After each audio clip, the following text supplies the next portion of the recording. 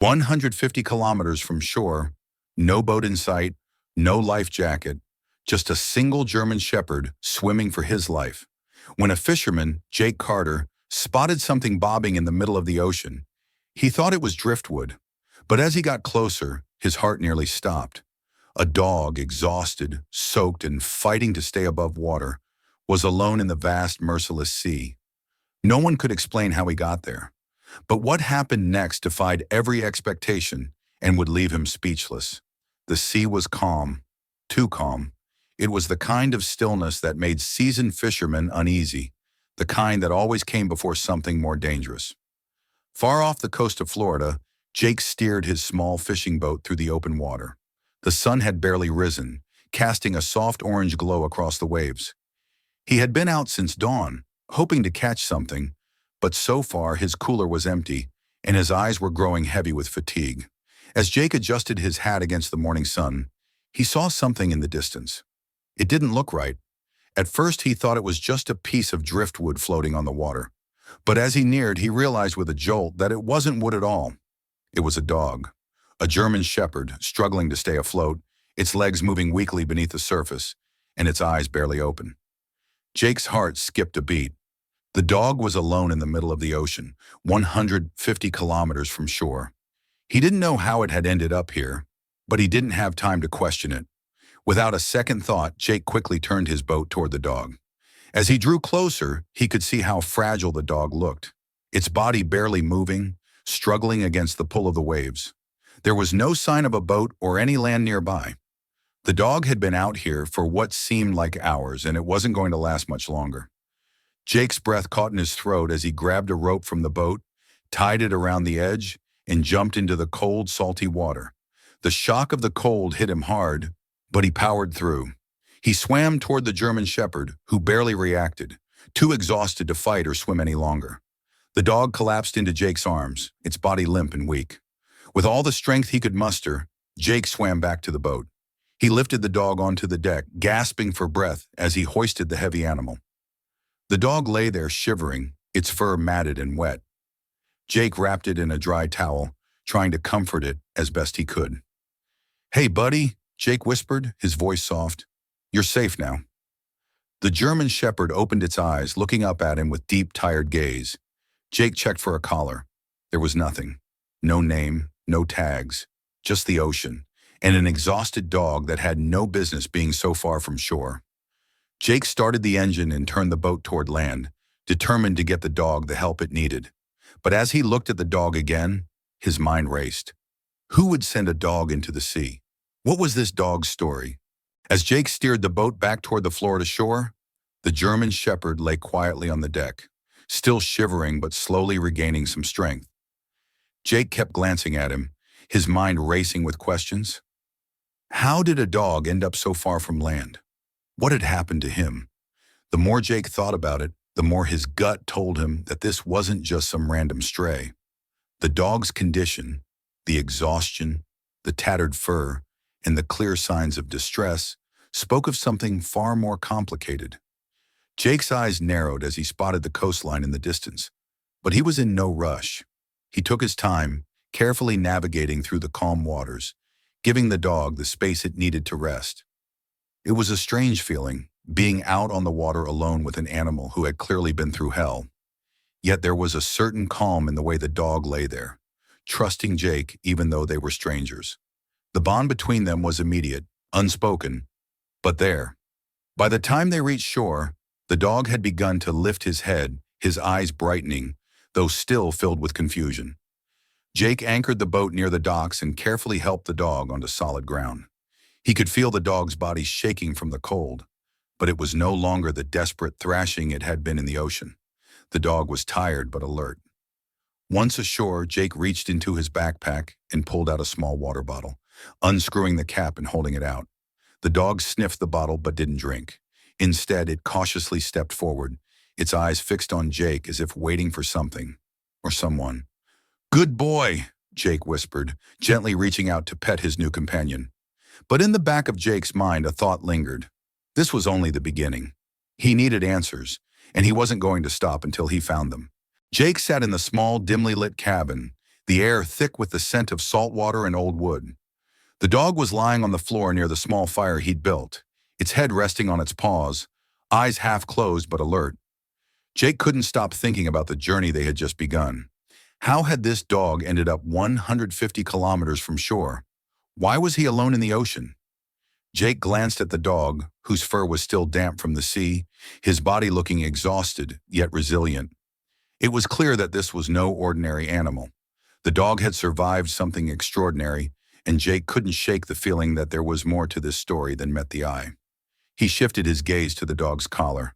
The tag was broken, jagged edges showing where it had snapped off. Jake picked it up, turning it over in his hand. The only thing engraved on the tag was a single letter. K. It wasn't much, but it was a start. Why would a military dog, and this dog clearly had military training, have such a minimal tag? The more he thought about it, the more a sense of dread crept over him. This wasn't some random dog. This was a trained K9, and something wasn't right. The men he had seen earlier, the ones who had been chasing them, had known more than they let on. That high-pitched beeping noise that had made the dog recoil in pain, the way the men had treated him, it all pointed to one thing. This dog was part of something classified, something dangerous. As the fire crackled, Jake felt a surge of determination. He wasn't going to let this dog suffer. He needed answers, and he would find them, no matter where it took him. Jake and the dog, Kaiser, ran through the dense forest, the sounds of their pursuers fading with each step. The thick trees loomed around them, casting shadows in the dimming light. Kaiser's paws hit the damp earth with a soft, rhythmic thud, barely making a sound. His body moved effortlessly, his powerful legs pushing him forward with practiced precision. Jake, though less accustomed to such a pace, kept up, his breath coming in short, labored gasps. His heart pounded, adrenaline coursing through his veins. "Come on, Kaiser," Jake muttered to himself. "We can't let them catch us." They pushed on, deeper into the woods. The shouts of the men were now distant, though Jake could still hear their heavy footsteps as they maneuvered through the underbrush behind them. But Jake knew they were a step behind. He had a head start, just enough of one to make a difference. After 20 minutes, Jake stumbled to a halt, his chest heaving. His legs were burning, the exhaustion beginning to catch up with him. He looked around, realizing they were far from the house now, deep in the thick, uncharted forest. The only sound now was the wind whispering through the trees and Kaiser's quiet panting. Jake crouched beside the dog, wiping sweat from his forehead. "You okay, boy?" he asked quietly. Kaiser looked up at him, eyes alert and focused, but gave a reassuring lick to his hand. Jake smiled, though it didn't reach his eyes. The situation was still grave. He pulled out his phone, hoping for a signal. No luck. He cursed under his breath. Then his gaze fell on Kaiser's broken tag, the letter K visible through the worn metal. He frowned. "Kaiser, is that your real name?" Kaiser's ears twitched, but he didn't respond. The dog was his only ally in this nightmare, and Jake would protect him, no matter what. At dawn, Jake and Kaiser arrived at a small town, a quiet place where time seemed to move slower. The streets were still, and the air was thick with humidity. It was a far cry from the urgency they had just escaped. The only signs of life were the occasional car passing by and the small diner on the corner, its neon lights flickering weakly in the morning light. Jake didn't waste any time. He bought some food at a nearby gas station and carefully cleaned the cuts on Kaiser's paws, trying to be gentle despite his own exhaustion. The dog sat still, his eyes never leaving Jake. Kaiser trusted him implicitly, something that gave Jake a strange sense of comfort amidst the chaos. They entered the diner next. The place was dimly lit, with a few locals sipping coffee in silence. Jake paid little attention to them, his focus on getting food and moving on. But as he sat at the counter with a plate of eggs and toast, something on the small television caught his eye. The news anchor's voice broke through the quiet hum of the diner. "Military training dog missing. Reward for safe return." The camera zoomed in on a photo of a German shepherd, standing proud and alert, its eyes sharp and intelligent. It was Kaiser. Jake's stomach dropped. He leaned forward, unable to tear his eyes away from the screen. The dog, part of a classified Navy program, was lost during a training exercise 150 kilometers off the Florida coast. Authorities believe he may have been swept away by strong currents. Jake's heart raced as he processed the words. Kaiser had swum 150 kilometers to escape. From what? He reached for his phone, but it was too late. A man at the counter had turned, his eyes narrowing as he looked from Jake to Kaiser. Without warning, the man reached for his phone. Jake shot to his feet, grabbing his cash. Time to go, he muttered, his voice tight with urgency. The boathouse was old and weathered, the perfect place to lie low for a while. Jake and Kaiser had stumbled upon it after hours of running through the swampy mangroves, soaked to the bone and adrenaline pumping through their veins. The place was secluded, surrounded by thick brush and overgrown vines, with the river flowing gently just outside. It wasn't much, but it was shelter. Jake pushed the door open slowly, his eyes scanning the area for any signs of danger. Kaiser's ears were alert, his body tense as he padded inside, sniffing the air. Jake let out a quiet sigh of relief, but that feeling didn't last long. He sat down, rubbing his hand over his tired face. The day's events were starting to catch up with him, his body sore, his mind racing with the unsettling questions he had about Kaiser. And the dog's strange behavior, how he'd acted as though he was guarding Jake, even when there was no clear threat. Jake couldn't ignore it anymore. He pulled out the rusted dog tag once again, the faint markings of the letter K now more visible than before. He'd been staring at it for hours, but it still didn't make sense. Why had Kaiser reacted so violently to the beeping sound from the controller? Why had he been trained in the first place? What was the real story behind the military program he'd been part of? Suddenly, Kaiser growled low in his throat, breaking Jake out of his thoughts. His posture stiffened as he turned toward the entrance, his hackles rising. Jake froze, his hand instinctively reaching for the knife he'd hidden in his jacket. "What is it, boy?" Heavy boots splashed through the water outside, followed by the distinct sound of someone calling his name. "Jake Carter, we know you're in there. Hand over the dog." Jake's heart raced. He wasn't just running from the law. Whoever was outside didn't want Kaiser for any good reason. "Why? So you can kill him?" he yelled back, his voice filled with defiance. There was a long pause. The voice returned, cold and threatening. "He's not just a dog. He's evidence." Kaiser's growl deepened, a fierce warning, and Jake knew he had to make a decision, one that might change everything. The door of the boathouse slammed open with a loud crash, sending a surge of panic through Jake's chest. 3 men in tactical gear stormed in, their boots heavy on the wooden floor. The leader, a towering figure with a cold, hard gaze, stepped forward, his posture radiating authority. "Enough games, Carter," he growled. "That dog belongs to us." Kaiser stood between Jake and the men, his fur bristling, his eyes narrowed in a protective stance. The German shepherd's growl rumbled low in his chest, and his muscles tensed, ready to strike if necessary. Jake felt the familiar surge of loyalty from his canine companion. He placed a calming hand on Kaiser's back, though his own body was anything but calm. "What's so special about him?" Jake demanded, trying to keep his voice steady. "Why are you after him so badly? What's the real story here?" The leader's jaw clenched. He didn't answer directly, instead muttering, "Classified." One of the other men raised a small device. Jake recognized it instantly, the high-pitched controller they'd used before. Before the man could press the button, Jake acted on pure instinct. He grabbed an old, rusted boat hook lying on the floor and swung it with all his strength, connecting with the device. It flew from the man's hands and splashed into the water. "Kaiser, now!" Jake shouted, his voice cracking with urgency. The German shepherd moved faster than Jake could blink, launching himself at the nearest man. His powerful body collided with the man, knocking him to the ground with ease. Jake didn't hesitate. He tackled another man, both of them tumbling into the shallow water. The sound of gunshots rang out, echoing in the confined space. Bullets splintered the wooden beams above their heads. "Run!" Jake yelled. Kaiser, undeterred, kept pace with Jake as they burst out the side door of the boathouse. The men gave chase, their gunfire tearing through the thick trees behind them. The dense mangroves were the only cover they had now. Jake's heart pounded in his chest, but he didn't look back. The journey through the thick underbrush had taken a toll on both Jake and Kaiser. Their clothes were soaked from the rain that had started pouring down, and their muscles ached from the constant running. After hours of navigating through dense forests and marshlands, they finally arrived at the old fishing shack Jake had kept hidden away.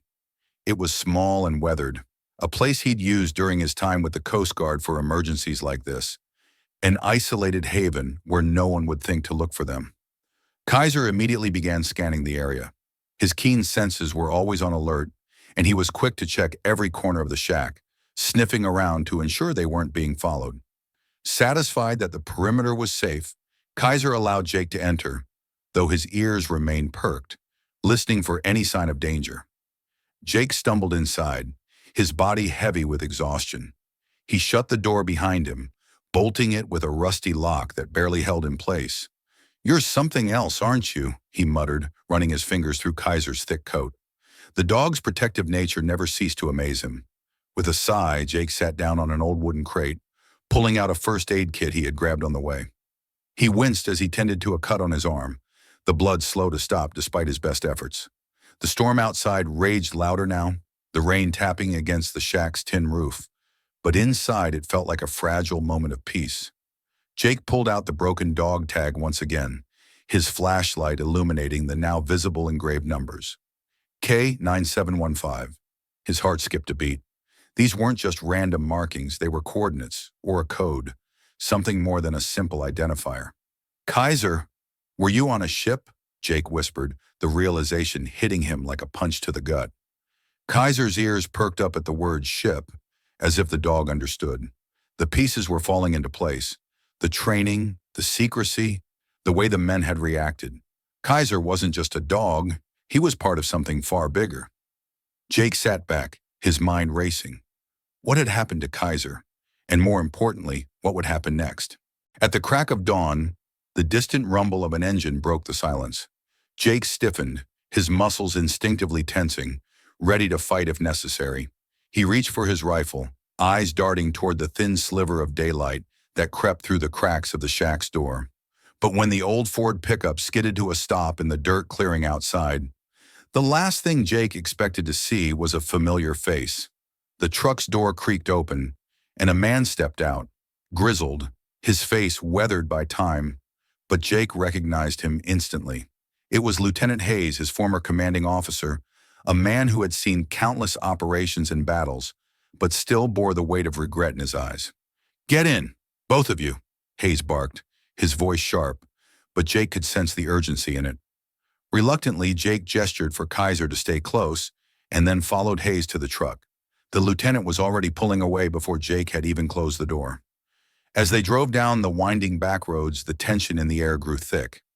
Hayes didn't waste time with pleasantries. "Jake, that ship wasn't an accident. It was no training mission either. They were testing illegal neurocontrol tech on animals. Kaiser was their prime subject." Jake's stomach tightened. He looked down at Kaiser, who sat quietly beside him, his ears drooping slightly in response to the words. "Kaiser was part of that experiment?" Jake asked, his voice barely above a whisper. He wasn't sure what hurt more, the betrayal of the government or the pain Kaiser must have endured. Hayes nodded grimly. "Yeah, and when they gave him a kill order, he jumped overboard instead of obeying. They didn't expect that. No dog was supposed to disobey like that. But he did, and now they want him back. He's a weapon, Jake." Jake's jaw clenched. "They want him back. To do what? They'll stop at nothing to get him, and they've got people everywhere." Kaiser whined softly, pressing his head against Jake's knee. The trust in the dog's eyes spoke louder than anything Hayes could say. Jake knew without a doubt that there was no turning back now. They couldn't run from this. Kaiser had already been through too much, and Jake was determined to help him. The hum of the plane's engines filled the air as Jake fastened Kaiser into a makeshift harness. The cargo hold was cramped, the dim lighting casting long shadows across the metal walls. Outside, the sky darkened with the approach of a storm, lightning flashing intermittently as the storm clouds rolled in. The gusts of wind from the approaching weather rattled the old plane, but its engines roared steadily as it began to climb into the sky. "Are you sure about this?" Lieutenant Hayes shouted over the roar of the propellers, his face strained with concern. Once you're on that plane, there's no turning back. They'll brand you a traitor for helping him escape. Jake barely heard Hayes over the noise, his focus solely on Kaiser, who sat beside him, his head resting on Jake's knee. The German shepherd's dark eyes locked with Jake's, filled with silent understanding and unwavering trust. Jake reached down and scratched behind Kaiser's ears, the dog letting out a contented sigh. It was the first time since they had met that Jake had seen Kaiser this calm. "It's worth it," Jake replied, his voice steady, but filled with the certainty of his decision. As the plane soared higher, the storm raged below them, lightning illuminating the endless stretch of ocean beneath. The weight of the choice hung in the air, but there was no doubt in Jake's mind. He had been through too much with Kaiser, seen the horrors they had both endured, to turn back now. Kaiser had fought for his freedom. Now it was time for Jake to return the favor. As they flew further from Florida, past the storm and the dangers they had left behind, Kaiser rested his head on Jake's lap, closing his eyes. For the first time, it seemed as though the nightmare might finally be over. Somewhere over Georgia, Jake allowed himself to breathe a little easier. They were free.